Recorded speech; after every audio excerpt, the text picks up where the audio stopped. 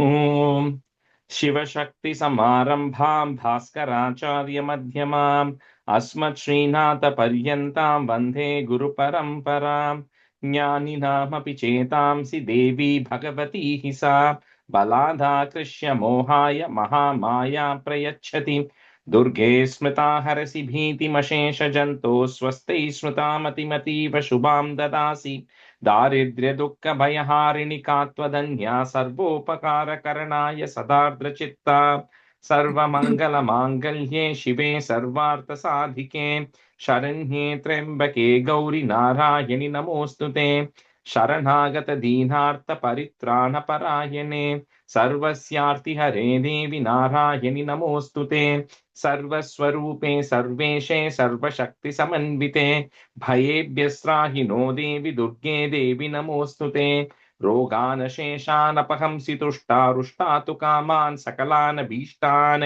त्वामाश्रितानां न विपन्नराणां त्वामाश्रिताः ह्याश्रयतां प्रयान्ति सर्वा बाधा प्रशमनं त्रैलोक्यस्याखिलेश्वरि एवमेव त्वया कार्यमस्मद्वैरिविनाशनम् ॐ Okay, so we have to do chapter 2 from stanza 39.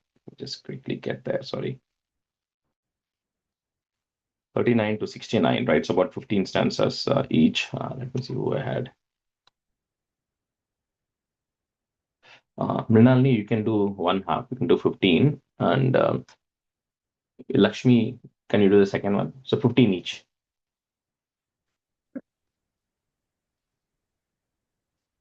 शोभिताशेषपातालां धनुर्जानिस्वनेवतां दिशो भुजसहस्रेण समं ताद् व्याप्य संस्थितां ततः प्रववृते युद्धं तया देव्या सुरद्विषां शस्त्रास्त्रैर्बहुधा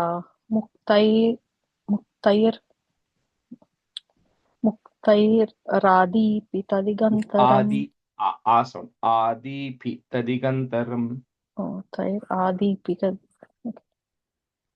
मुक्तैरादीपितदिगन्तरम् महिषासुरसेनानीश्चक्षुराख्यो महासुरः युयुद्धे चामरश्चान्यैश्चतुरङ्गबलान्वितः यथा नामयुतैः षड्भिरुदग्राख्यो महासुरः Second line, first word, Rathanam.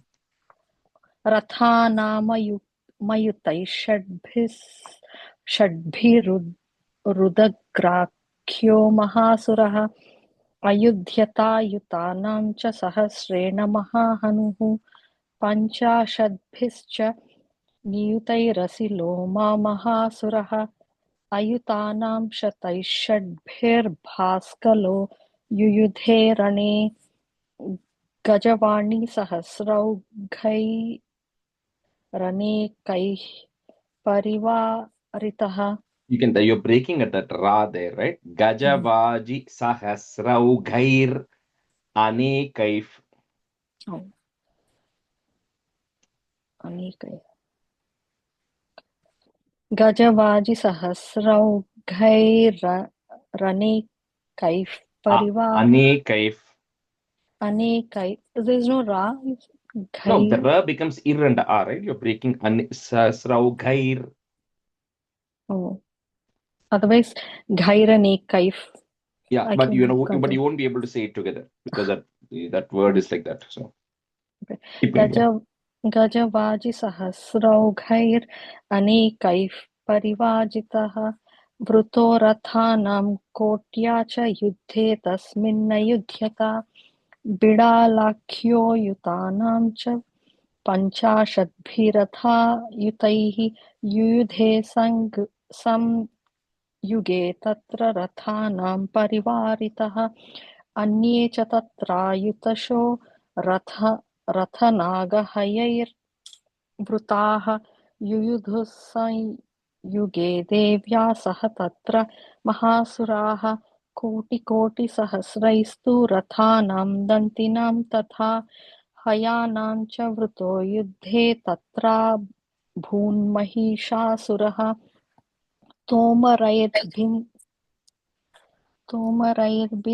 तोमरैर्बिन्दिपालैश्च शक्तिर्मुसलैस्तथा युयुध शक्तिभिर् शक्तिभिर् तोमरैर्बिन्दिपालैश्च शक्तिभिर्मुसलैस्तथा युयुधुः संयुगे देव्या खड्गैः परशुपट्टिशैः केचिच्च चिक्षिपुः शक्तिः केचित् पाशांस्तथा परे देवीं खड्गप्रहारैस्तु ते तां हन्तुं प्रचक्रमुः सापि देवी ततस्तानि शस्त्राण्यस्त्राणि चण्डिका लीलयैव प्रचिच्छेद निजशस्त्रास्त्रवर्षिणी अनायस्तानना देवी स्तूयमाना सुरर्षिभिः मुमोचासुरदेवेषु शस्त्राण्यस्त्राणि चेश्वरी सोऽपि क्रुद्धो धतसटो धुतसटो सोऽपि क्रुद्धो धुतसटो देव्या वाहनकेसरी चचारासुरसैन्येषु वनेष्विव हुताशनः निःश्वासान् मुमुचेयांश्च युध्यमाना रणेऽम्बिका त एव सद्यः सम्भूता गणाः शतसहस्रशः युयुधुस्ते परशुभिर्बिन्दिपालासि पट्टिशैः नाशयान्तोऽसुरगणान् देवी शक्त्युपबृंहिताः अवादयन्तपटहान् गणाः शङ्कांस्तदा परे Yeah, you मृदङ्ग can stop there. ओके मृदङ्गाश्च तथैवान्ये तस्मिन् युद्धमहोत्सवे ततो देवी त्रिशूलेन गदया शक्तिवृष्टिभिः खड्गादिभिश्च शततो निजघानमहासुरान् पातयामास चैवान्यान् घण्टास्वनविमोहितान्. Lakshmi, that first line, Shata show, sha sound. First line, second word. Shata show. शतशो. Yeah. असुरान् भुवि पाशेन बद्ध्वा चान्यानकर्षयत् केचिद्विधा कृतास्तीक्ष्णैः खड्गपातैस्तथा परे विपोथिता निपातेन गदया भुवि शेरते वेमुश्च केचिद्रुधिरं मुसलेन वृषं हताः केचिन्निपतिता भूमौ भिन्नाः शूलेन वक्षसि निरन्तराक्षरोगेण कृता केचिद्रणाजिरे श्येनानुकारेण प्राणान् मुमुचिस्त्रिदशार्दनाः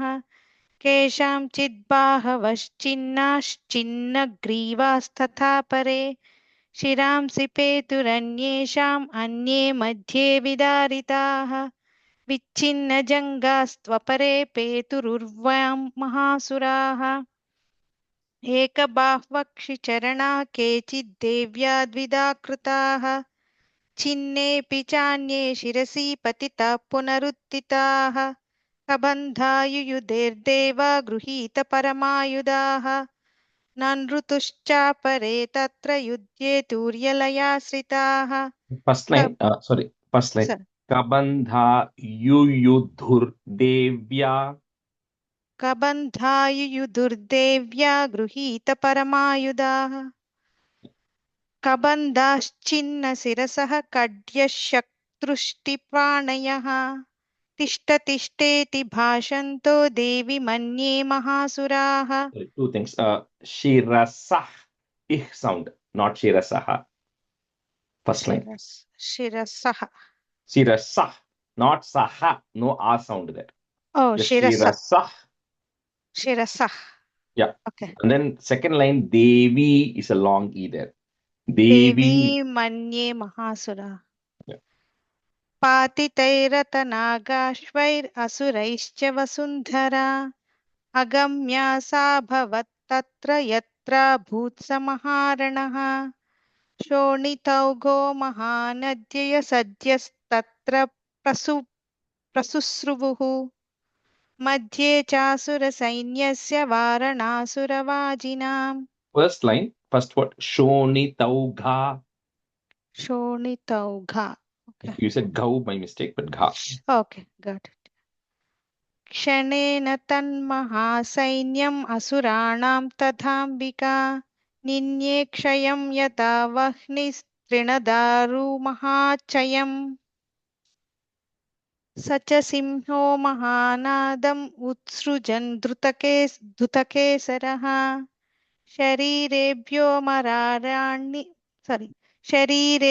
मरारीणाम् असूनिव Vichinvati. विचिन्वति देव्या गणैश्चतैस्तत्र कृतं युद्धं महासुरैः यतैषां तुतुषुर्देवः पुष्टवृष्टिमुचो दिवि ॐ. Should I do the last Yeah. one? Satya. Okay. Yeah. सत्या सन्तु यजमानस्य कामाः ॐ नमो देव्ये महादेव्ये शिवाय सतते नमः Shivayai Satatam Namaha. शिवायै सततं नमः नमः प्रकृत्यै भद्रायै नियथा प्रणतां स्मतां साङ्गायै सायुधायै सपरिवाराय सर्वात्मिकायै सर्वात्मिकायै लक्ष्मीबीजादिष्ट्यात्रे श्रीमहालक्ष्म्यै नमः. Okay, start the third chapter, Tritiyodhyaya. This is Mahishasura Vadam. Mahishasura Vadaha, name of the chapter. So Ratiji, you can be a student, and Vidya, you can be a student. So let me just say the first half of this meaning. So the second chapter, the towards the end, I didn't say much meaning because it is literally just a war, right? So and in the war, it literally talks about how this army people are throwing something, how Devi is discarding it, and how essentially, but the net of it is there's a war that happens initially with the army of Mahishasura and Devi, and then the entire army of most of the army of Mahishasura is gotten rid of. So in this chapter, the first half of this chapter is still the commanders of Mahishasura who are coming and battling with Devi. Second half of the chapter is Mahishasura coming and battling. That's how it is broken down. So in the first one, it talks about, the various names are going to come. First, a person called Chikshura comes. This Chikshura is coming, and then he throws all these arrows, and then he's just battle goes on, and Devi cuts off all his stuff, and then what he does is he has an elephant, and the asura then with this he wounds the lion because Devi is riding on the lion. Then with the elephant he then wounds the lion. Then he's battling with the lion by hand first. So this Chikshura is going into battle, and eventually Devi with the spear she gets rid of him. So it just goes through the various asura commanders. First is Chikshura. Then there's a second person called Chamara who comes. The Chamara also comes riding on an elephant, and with that, again, the same battle is happening between Devi and the elephant and the lion and Chamara. And eventually, they all battle in the sky, they battle on the ground, in all of those multiple things. And eventually, the lion then gets rid of Chamara. The lion on which Devi is sitting, then eventually gets rid of Chamara as well. So he's the second commander. Then there's a person called, Udara. The Udara, he also comes to battle. He's gotten rid of Karala. So I'll tell the meaning of each of those Asura commanders when we come to that. What is the actual meaning? But otherwise, it is just a battle. So, Chamara comes, Udagra comes, Karala comes, and then Udhata, Rakshakala, multiple of these commanders are coming, and each of them are just fighting, and the Devi is getting rid of them. So that is literally the battle that they talk about for the first 20 stanzas of this, right? So we'll go through that, then I'll talk about the Mahishasura Vadam, which comes in the second half. Om Rishiru Vacha Nihanyamanam Tat Sainyam. So take that Tat Sainyam Avalokya Mahasuraha. Because that Sainyam, his entire army was defeated. So because of that, Mahishasura is now sending the various commanders. Senanish Chikshura. This is a Chikshura. That's the first commander who's coming there. So Chikshura Kopat Yayau Yodhum Atambikam. Yayau Yodhum Atambikam, if you want to break it that. ॐ ऋषिरुवाच निहन्यमानं तत्सैन्यम् अवलोक्य महासुरः सेनानीश्चिक्षुरः कोपाद्ययौ योद्धुमताम्बिकाम् निहन्यमानं ॐ ऋषिरुवाच निहन्यमानं तत्सैन्यम् अवलोक्य महासुरः सेनानीश्चिक्षुरः कोपात् ययौ योधुमथाम्बिकाम् निहन्यमानं तत्सैन्यम् अवलोक्य महासुरः सेनानीश्चिक्षुरः कोपात् ययौ योधुमथाम्बिकाम् ॐ ऋषिरुवाच निहन्यमानं तत्सैन्यम् अवलोक्य महासुरः सेनानिश्चिक्षुरः कोपाद्ययौ योद्धुम् अथाम्बिकाम् ॐ ऋषिरुवाच निहन्यमानं तत्सैन्यम् अवलोक्य महासुरः सेनानिश्चिक्षुरः कोपाद्ययौ योद्धुम् अथाम्बिकाम् स देवीं long e शरवर्षेण ववर्ष समरेसुरः यथा मेरुगिरेः put ish मेरुगिरेश शृंगम toy वर्षेण तोयदः. Varsha means rain, Shara means rain of arrows. Sadevim Sharavarshena Vavarsha Samare Suraha Yatha Merugire Shringam Toya Varshena Toyadaha.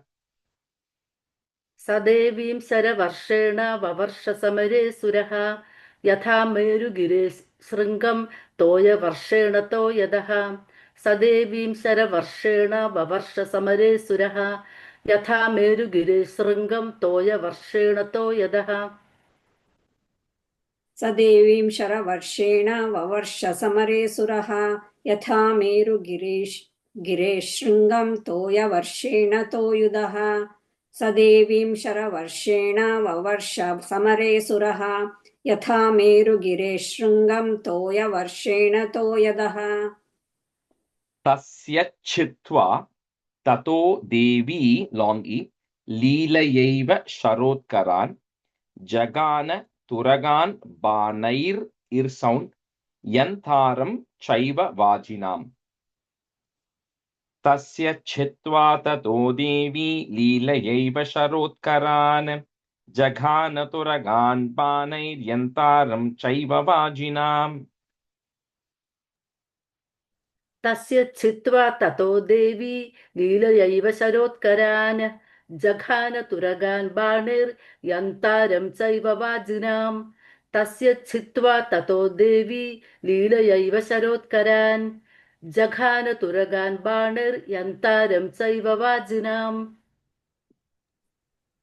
तस्य चित्वा ततो देवी लीलयैव शरोत्करान् जघानातुरगान् बाणैर्यन्तारं चैव वाजिनाम् तस्य चित्वा ततो देवी लीलयैव शरोत्करान् जघानतुरगान् बाणैर्यन्तारं चैव वाजिनाम्. Second line, first word, I think you're adding an extra R at the end.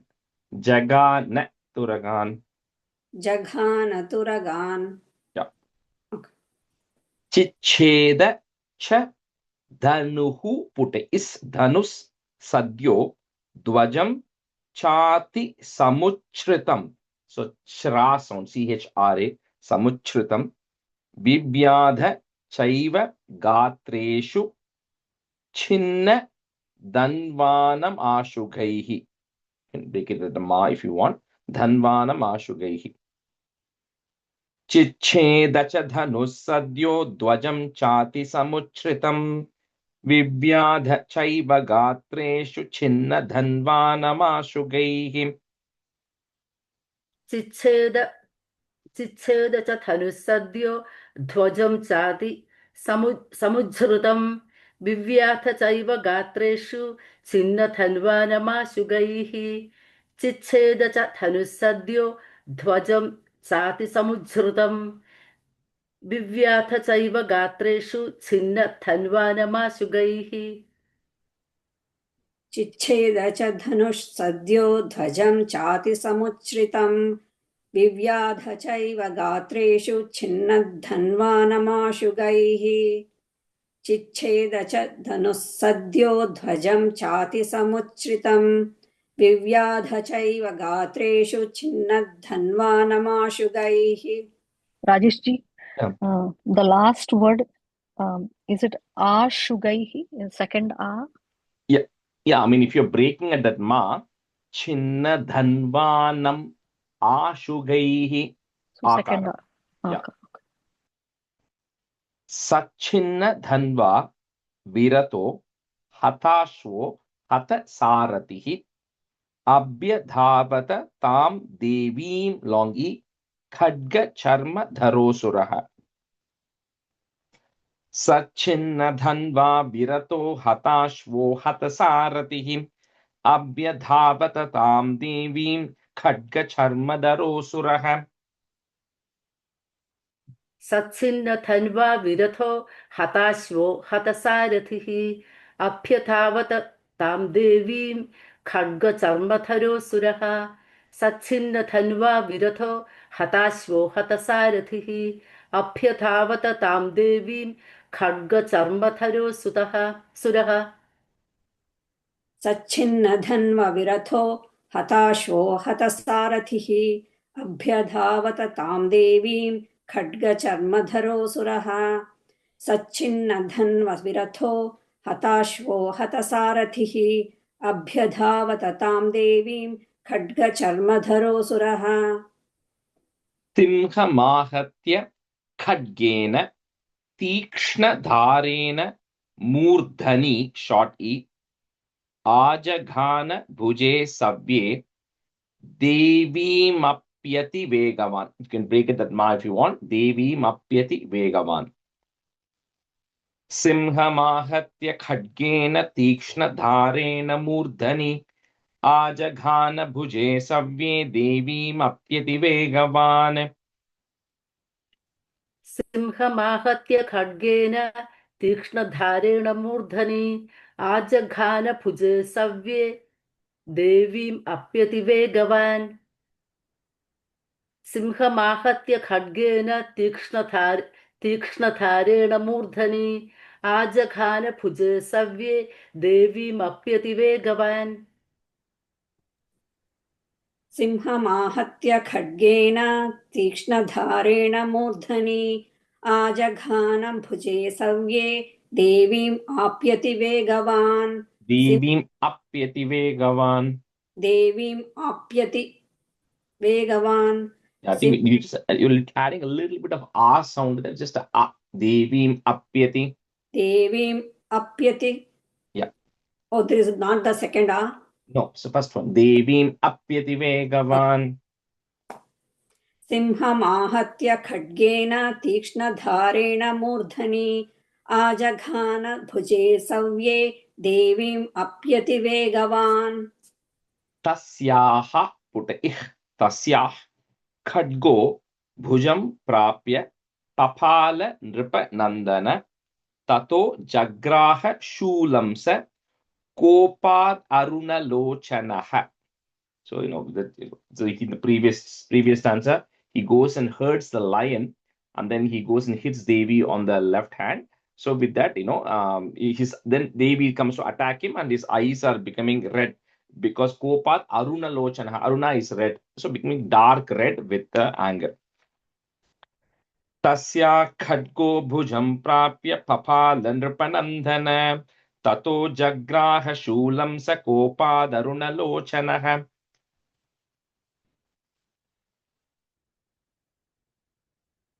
You're on mute, Riddhi.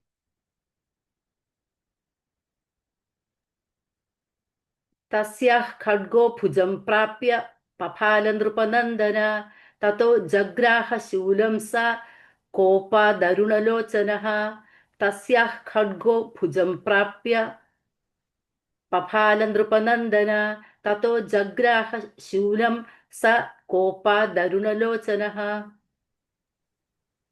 तस्याः खड्गो भुजं प्राप्य पफाल नृपनन्दन ततो जग्राह शूलं स कोपादरुणलोचनः तस्याः खड्गो भुजं प्राप्य पफाल नृपनन्दन ततो जग्राह शूलं स कोपादरुणलोचनः चिक्षेप च ततस्तत्तु भद्रकाल्यां महासुरः जाज्वल्यमानं तेजोबी long e ravibimbam ivambarat. So that me that is there, I'm just breaking into im and e. So ravibimbam ivambarat. चिक्षेप च ततस्तत्तु भद्रकाल्यां महासुरः जाज्वल्यमानं तेजोभिरविबिम्बमिवाम्बरात् शिक्षेप च ततस्तत्तु भद्रकाल्या महासुरः जाज्वल्यमानं तेजोभिरविबिम्बम् इवाम्बरात् चिक्षेप च ततस्तत्तु भद्रकाल्या महासुरः जाज्वल्यमानं तेजोभिरविबिम्बम् इवाम्बरात् चिक्षेप च ततस्तत्तु भद्रकाल्यां महासुरः जाज्वल्यमानं तेजोभिरविबिम्बम् इवाम्बरात् चिक्षेप च ततस्तत्तु भद्रकाल्यां महासुरः जाज्वल्यमानं तेजोभिरविबिम्बम् इवाम्बरात्. So here, when they're using the word Bhadrakali, it's not actually referring to the Bhadrakali. A Kali is going to come in the 7th chapter. Like one incarnation of Devi as Kali is going to come in 7th chapter. Here it just means Bhadrakalya means the one who gives good stuff, one who does good. That is the meaning of Bhadrakali is the Kali who does good stuff. So Bhadrakalya means that goddess who actually gives good stuff in return. But Asura is attacking it, referring to the same Devi only. But separately, Kali is going to come later. At that time, I'll explain that. Drishtva tada patachulam Devi Shulam amunchata Tachulam Tatadha Tena Neetam Sacha Mahasuraha. Shulam refers to a spear. Drishtva tada patachulam Devi Shulam amunchata Tachulam Shatadha Tena Neetam Sacha Mahasuraha. दृष्ट्वा तदा पदच्छूलं देवी शूलममुञ्चत तच्छूलं सतथा तेन नीतं च महासुरः दृष्ट्वा तदा पदच्छूलं देवी शूलममुञ्चत तच्छूलं सतथा तेन नीतं स च महासुरः दृष्ट्वा तदा पतच्छूलं देवी शूलममुञ्चत तच्छूलं शतदातेन नीतं स च महासुरः दृष्ट्वा तदा पतच्छूलं देवी शूलममुञ्चत तच्छूलं शतधातेन नीतं स च महासुरः हते तस्मिन् महावीर्ये महिषस्य चमूपतौ आजगाम गजारूढश् चामरस् tridashardhanah. So the previous line that that first asura is gotten. Now the second one chamara. So he is coming mounted on an elephant. Hate tasmin mahavirye mahishasya chamupatau ajagama gajarudhash chamarastridashardhanah. हते तस्मिन् महावीर्ये महिषस्य समूपतौ आजगाम गजारूढश्चामरस्त्रदशार्दनः हते तस्मिन् महावीर्ये महिषस्य चमूपतौ आजगाम गजारूढश्चामरस्त्रदशार्दनः. So here Gajarudas Sap, it is a Sarsh. Gajarudash. Gajarudash Chamara, right? Chamaras. Hate tasmin mahavirye mahishasya chamupatau ajagama gajarudash chamaras tridashardanaha. Hate tasmin mahavirye mahishasya chamupatau ajagama gajarudash chamaras tridashardanaha. Sopi Shaktim Mumochata Devyastam Ambika Drutam Humkarabi Hatam Bhumau. So that hum, that sound is like when you say hum, you're essentially throwing some air out of your mouth, right? So so multiple places here. Later on, Dhumra Lochana. Later on, more Adavadam. All Devi will do, she'll just say the word hum. So with that, she's just throwing some air out, and that is sufficient to get rid of them. In this case, all the weapons that he's throwing, she just says hum, and that is discarding all the weapons there. So hum karabi hatam bhumau patayamasa nishprabham. सोऽपि शक्तिं मुमोचात देव्यास्ताम् अम्बिका द्रुतं हुङ्काराभिहतां भूमौ पातयामास निष्प्रभाम्. सोऽपि शक्तिं विमोचाथ देव्यास्ताम् अम्बिकाद्रुतं हुङ्काराभिहतां भूमौ पातयामास निष्प्रभाम्. सोऽपि शक्तिं मुमोचाथ देव्यास्ताम् अम्बिकाद्रुतं हुङ्काराभिहतां भूमौ पातयामास निष्प्रभाम्. सोऽपि शक्तिं मुमोचाथ देव्यास्ताम् अम्बिकाद्रुतं हुङ्काराभिहतां भूमौ पातयामास निष्प्रभाम्.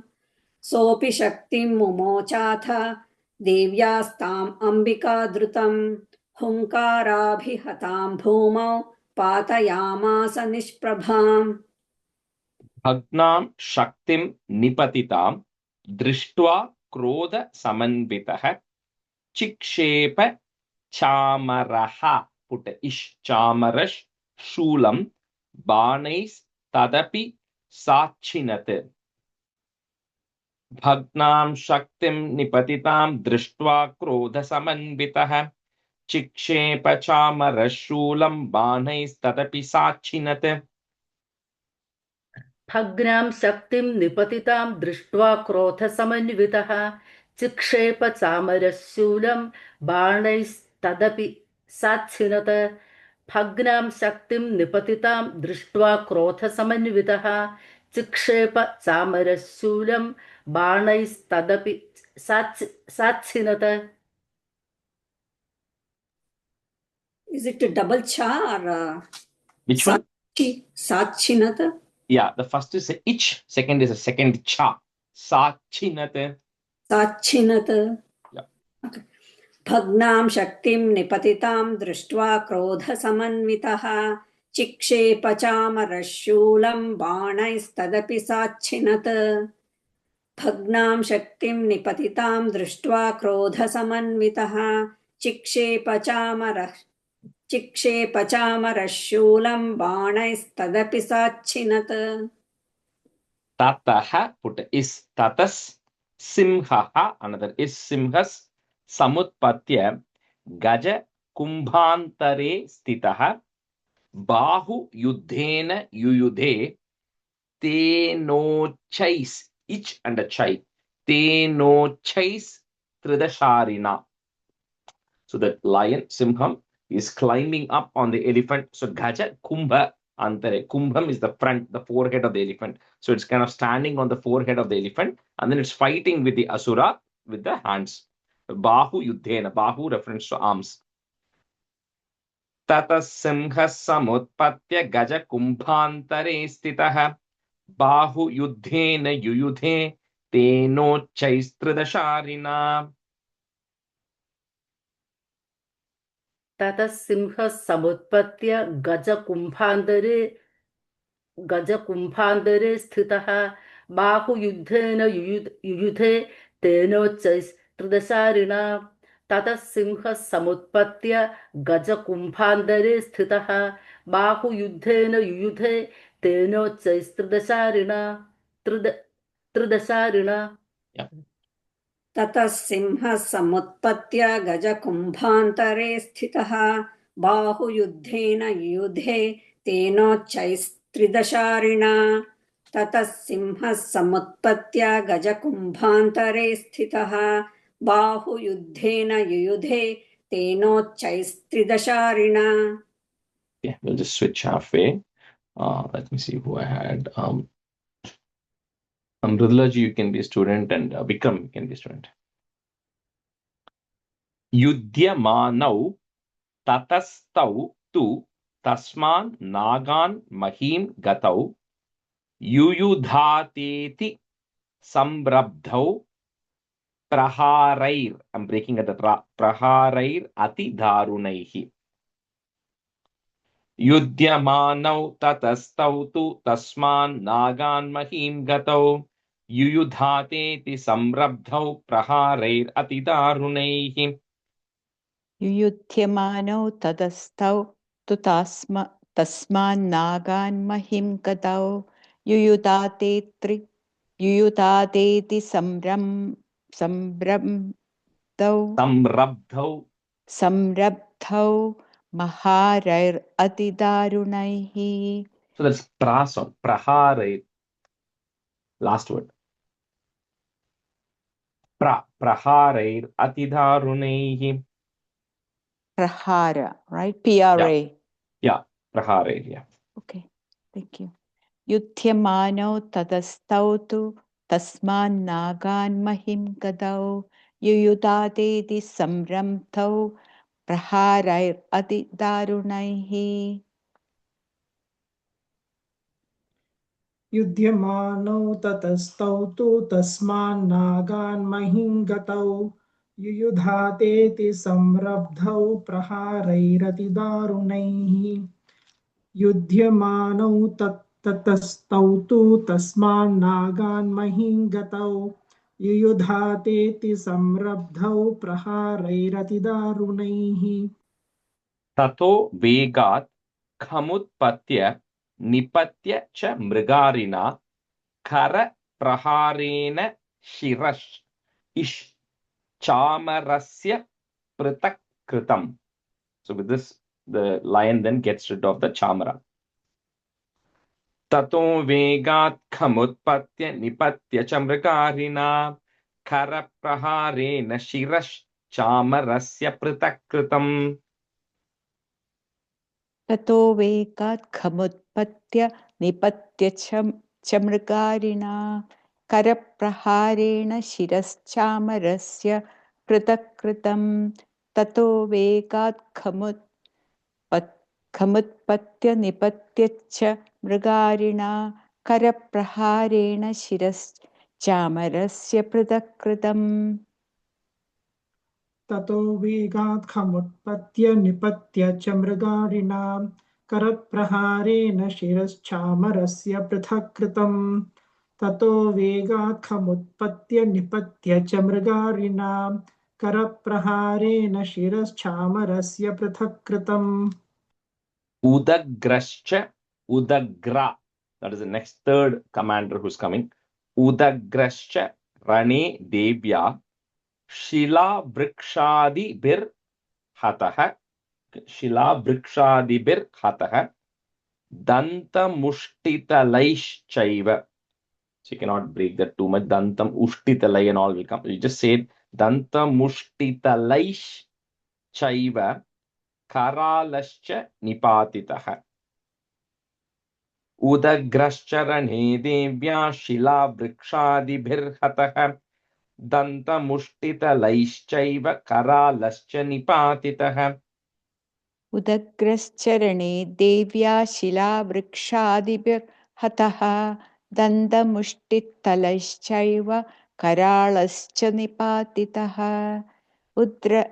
उदग्रश्चरणे देव्या शिलावृक्षादिभिर्हतः दन्तमुष्टितलैश्चैव कराळश्च निपातितः. उदग्रश्चरणे देव्या शिलावृक्षादिभिर्हतः दन्तमुष्टितलैश्चैव करालश्च निपातितः उदग्रश्चरणे देव्या शिलावृक्षादिभिर्हतः दन्तमुष्टितलैश्चैव करालश्च निपातितः. This Karala is another new person. So in the first line itself, Udagra is gotten rid of. Then Karala comes. Karala literally means somebody whose mouth is wide open. So that's the meaning of the word Karala. So in that line, Karala is also gotten rid of. Devi Kruddha Gadapataish Churnayamasa Choddatam Vashkalam Bhindi Palena Banais Tamram Tatandakam. So that Vashkala, some books may have Bashkala, the Va, Ba, because that is always the thing, like in the northern thing, the language that Va becomes a Bha in some cases, but the Va is the right one. Vashkala is the right way. Some books may have Bashkala. Because the Vashkala is the name of the person who's coming. Devi Kruddha Gada Pataischurnayamasa Chodhatam Vashkalam Bhindi Palena Banais Tambram Tatandhakam. देवी क्रुद्धा गदापादैश्चूर्णयामास चोद्धतं वाष्कलं भिन्दिपालेन बाणैस्ताम्रं तथा Tatandhakam. Okay, tata andagam meaning the ending or The the ending, killer? Yes. Yeah, the end. Andakam. I think it's the end. He's just getting rid of him. So Tatha Andakam. Tatandakam. Tadandakam. Okay, thank you. Devi Kruddha Gadapadaischurnayamasa Chodhadam Vashkalam Bindi Palena Banais-tamram Tatandagam. देवी क्रुद्धा गदापातैश्चूर्णयामास चोद्धतं वाष्कलं भिन्दिपालेन बाणैस्ताम्रं तथान्धकम् देवी क्रुद्धा गदापातैश्चूर्णयामास चोद्धतं वाष्कलं भिन्दिपालेन बाणैस्ताम्रं तथान्धकम् Ugrasyam. Breaking at that ma. Ugrasyam. Ugra Viryam cha. Tathaivacha Mahahanum. Trinetra cha Trishulena Jagana Parameshwari. Long E. Ugrasyam Ugraviryam cha Tathaiva cha Mahahanum Trinetra cha Trishulena Jagana Parameshwari. Ugrasyam Ugraviryam cha Tathaiva cha Mahahanam Trineta cha Trishulena Jakhana Parameshwari. Second line, first word. Trinetra. Trinetra. Thank you. Ugrasyam Ugraviryam cha Tathaiva cha Mahahanam Trinetra cha Trishulena Jakhana Parameshwari. उग्रास्यमुग्रवीर्यं च तथैव च महाहनुं त्रिनेत्रा च त्रिशूलेन जघान परमेश्वरी उग्रास्यमुग्रवीर्यं च तथैव च महाहनुं त्रिनेत्रा च त्रिशूलेन जघान परमेश्वरी Bidalasyasina, one word, Kayat, Patayamasa Vaishiraha, Durdharam, Durmukham, Chobhau, Sharai Ninye Yamakshayam. So the few people who are actually coming there, this one, the first one there is, which one is Durdharam. The Durdhara means somebody who is filled with evil. Durmukam means one who's foul mouth. Durmukam means one who's saying bad things from his mouth. I mean, like I said, right, there's a lot of hidden meanings which we don't know because on the surface it looks like a battle, but essentially each of these characters, the names who are actually coming are the various qualities. Durdhara is one who's filled with evil. Durmukam is one who's very foul mouth, which means who's always saying bad things coming out of his mouth.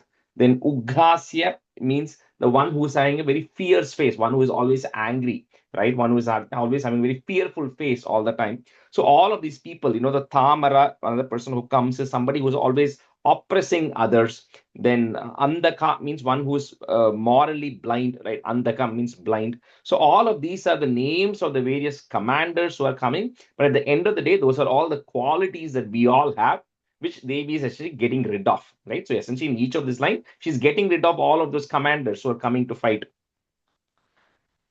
Bidalasyasina patayamasa vaishirah Durdharam durmukham chobhau sharai ninye yamakshayam.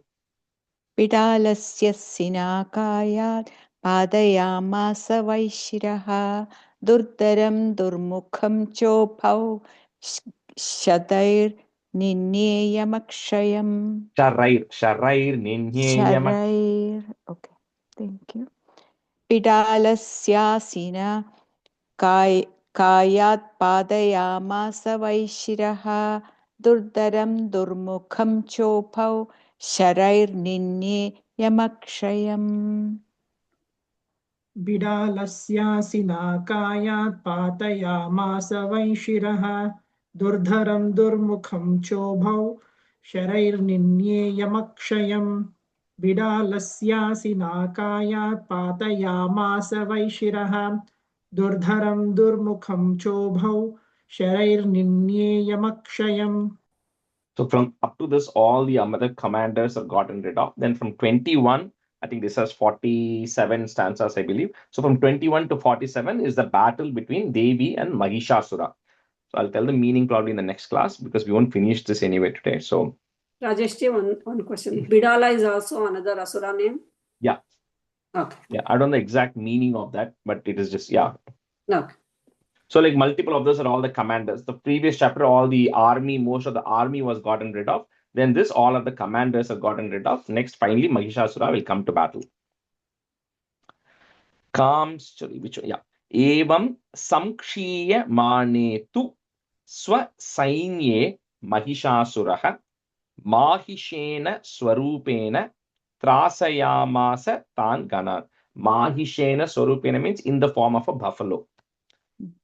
एवं संक्षीयमाने तु स्वसैन्ये महिषासुरः माहिषेन स्वरूपेण त्रासयामास तान् गणान् एवं संक्षीयमाणे तु सैन्ये महिषासुरः माहिषेण स्वरूपेण त्रासयामास तान् गणान् एवं साक्षीयमाणे तु सैन्ये महिषासुरः माहिषेण स्वरूपेण त्रासयामास तान् गणान्.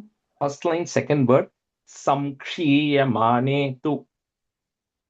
Should that be together? Samkshiyamane. The two is separate, but samkshiyamane, I think that word you said something slightly different. Okay, samkshiyamane. Yeah, correct. Thank you. एवं संक्षीयमाने तु स्वसैन्ये महिषासुरः माहिषेन स्वरूपेण त्रासयामास तान् गणान् एवं संक्षीयमाने तु स्वसैन्ये महिषासुरः माहिषेन स्वरूपेण त्रासयामास तान् गणान्. Kamshchit. So ishchi. Kamshchit tunda praharena kurakshepais tathaparan. So next word, long word. Langulatadi tamschanyan. So that in that is coming, which is pretty much comes at the middle of that. So you kind of have to say that word together. Langulatadi tamschanyan shringabhyam cha vidaritan. Kamshchit tunda praharena kurakshepaistathaparan. Langulataaditanschanyan shringabhyam cha vidaritan. Is the word after tamschanyan, is that shringabhyam or shringabhyam? It is shru, shru, but because it is coming together, it becomes a cha, second cha. So when if you're pausing, if you're putting a comma there, Langulataaditanschanyan, then it will become shringabhyam. But if you're saying it together, which is how we try to say it, it becomes a cha, second cha. Okay, thank you. Kamschitunda praharena kurakshepaistathaparan langulataaditamschanyan shringabhyam cha vidaritan. Correct? Yeah. Thank you. Kamschitunda praharena कुरक्षेपैस्तथा परान् लाङ्गूलताडितांश्चान्यान् शृङ्गाभ्यां च विदारितान् कांश्चित् तुण्डप्रहारेण खुरक्षेपैस्तथा परान् लाङ्गूलताडितांश्चान्यशृङ्गाभ्यां च विदारितान् Sorry, tamschanyan in sound. Second line, middle. कांश्चान्यान् Yeah.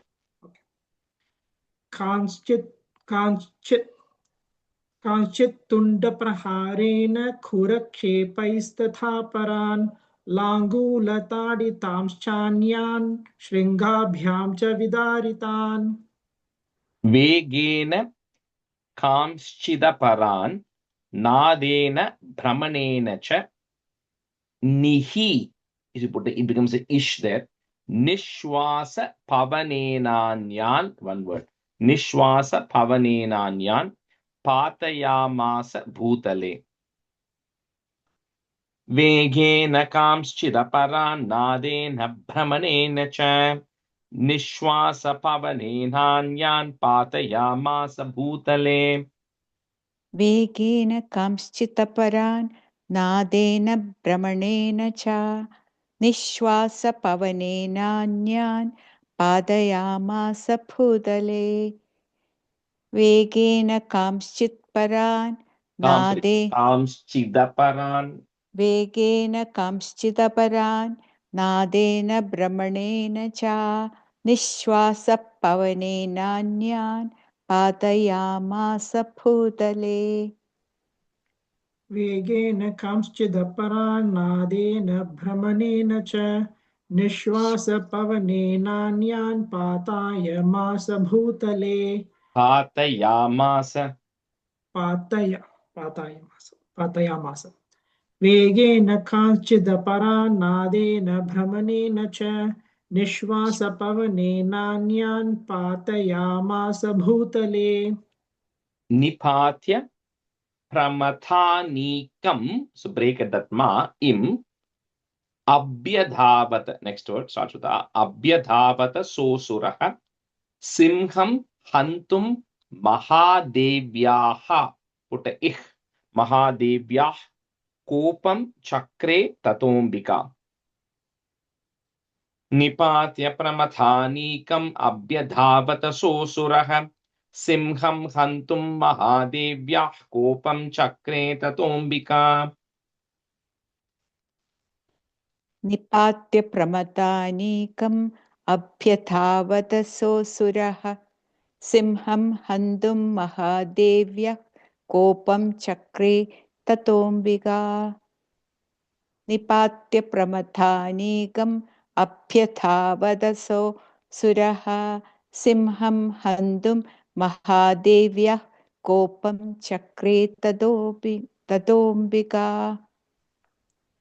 निपात्य प्रमथानीकम् अभ्यधावत सोऽसुरः सिंहं हन्तुं महादेव्याः कोपं चक्रे ततोऽम्बिका निपात्य प्रमथानीकम् अभ्यधावत सोऽसुरः सिंहं हन्तुं महादेव्याः कोपं चक्रे ततोऽम्बिका Sopi kopan mahaviryah.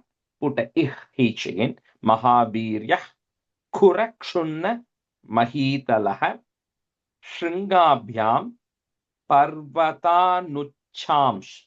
So nu ich cha nuchamsh ish sound chikshepa chananada cha. Like I said, that ish and cha will come like 100 times, 200 times. You have to learn to break that word when it comes, and you see that, you should know it is coming because there is a visarga in the previous word and there's a cha in the next word. Because of that, the visarga is becoming an ish, right? So that's why that's the same logic here. Sopi kopan mahaviryah kurakshunna mahitalah shringabhyam parvatanucham chikshepa chananada cha. सोऽपि कोपान् महावीर्य खुरक्षुण्णमहीतलः शृङ्गाभ्यां पर्वतानुश्चां चिक्षेपच्चनना Nanada cha. Nanada cha. Nanada cha is a separate word. Yeah, nanada cha. Just and. He's breaking multiple Okay, things. So that. chikshepa cha Okay. nanada cha. Okay. Sopi kopan mahavirya khuratshunna mahitalaha shringabhyam parvatanucham chicheba cha nanada cha. सोऽपि कोपान् महावीर्यः खुरक्षुण्णमहीतलः शृङ्गाभ्यां पर्वतानुच्छां चिक्षेप च ननाद च सोऽपि कोपान् महावीर्यः खुरक्षुण्णमहीतलः शृङ्गाभ्यां पर्वतानुच्छां चिक्षेप च ननाद च The nuchamsh ish. Nuchamsh-chikshepa. Yeah. Parvatanuchamsh-chikshepa. Yeah. Okay, we'll just stop here. I think we won't get to do the next one. Okay. Harihi Om Shri Gurubhyo Namaha. Harihi Om. Okay, thank you, everyone. So there's Thank you, actually a Devi Mahatmyam Parayanam happening this Saturday in Buffalo Grove. So I'll post it in the group. Anyone, all of you are welcome to join. It's in Jayanti Nagarajan's house. Even if you know her, doesn't know her, doesn't matter. It's always welcome to everybody. You just have to RSVP to her. So I'll post the details in the group. If you're able to come, just send a message to her saying you're coming. It will be from 3 to 6. We'll start at 3 and get over at 6. Okay. Thank All you. right. Thanks, everyone. Thank you. Bye. Thank you, Shubhratri. Thank you, Shri. Bye, everyone.